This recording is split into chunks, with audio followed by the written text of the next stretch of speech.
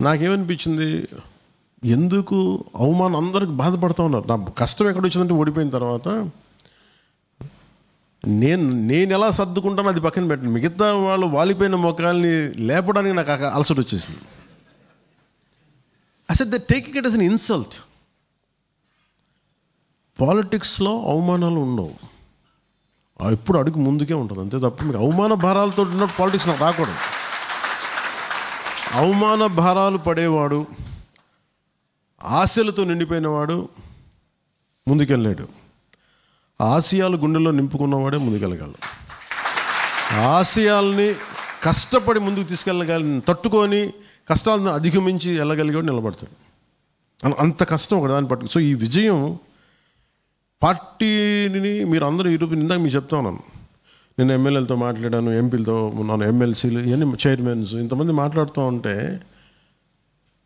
మీరు ఇదే 2019లో మనం ఏం మాట్లాడేవాళ్ళం, మన కార్యకర్తలుగా నాయకులుగా మాట్లాడుకునేవాళ్ళం అంతే. బట్ టుడే మనం ఇదే మన పక్కన కూర్చున్న మనోహర్ గారు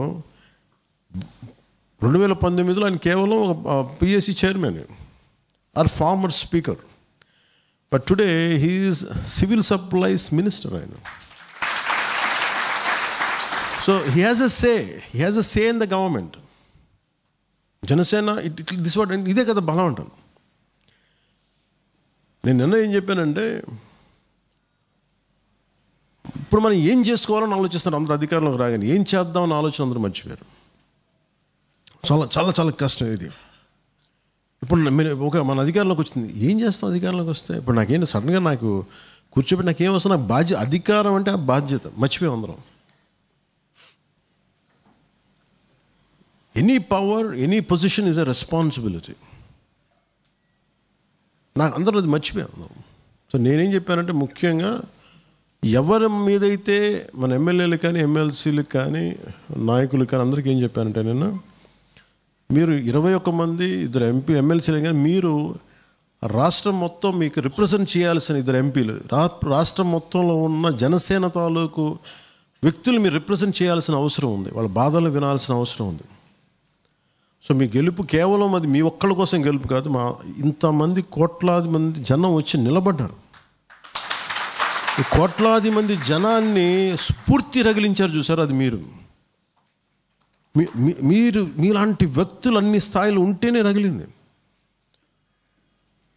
మనకి తెలంగాణ బోర్డర్లో నేను ఆపుతుంటే గత ప్రభుత్వం నన్ను ఎవరు రక్షించగలిగారు? పోలీసు ఆపడానికి ప్రయత్నం చేస్తాను, నన్ను ఎవరు రక్షించారు? మీరు రక్షించారు. ప్రతి ఊర్లో వాళ్ళు కనీసం పొలిటికల్ పొజిషన్స్ కూడా లేవు. ఇంకా దారుణం ఏంటంటే జనసేన మెంబర్షిప్ కూడా లేదు కొంతమంది, కానీ వాళ్ళకి అభిమానం ఉంది.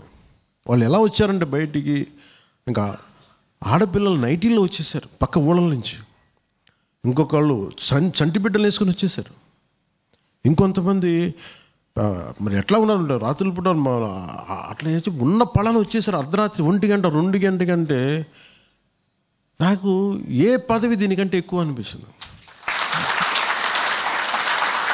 I'm grateful. ఇదే నోవాటెల్లో మనం కూర్చుంటే 1 గంట 2:30 కోటికి ఒకవైపు పోలీసులు కొడుతుంటే ఇటు ఒక అలలాగా ఇటు వెళ్ళిపోతారు, ఇటు అట్నుంచి కొడితే ఇటు వస్తే ఇటు వెళ్ళిపోతారు తప్ప, కానీ మేము అటుకు తిరుగుతాను, మేము వదలం. So what we have achieved is the strength of democracy. ప్రజాస్వామ్యంలో ప్రజలు మేము నిలబడితే ఎవరైనా తగ్గాల్సిందే. That's the strength.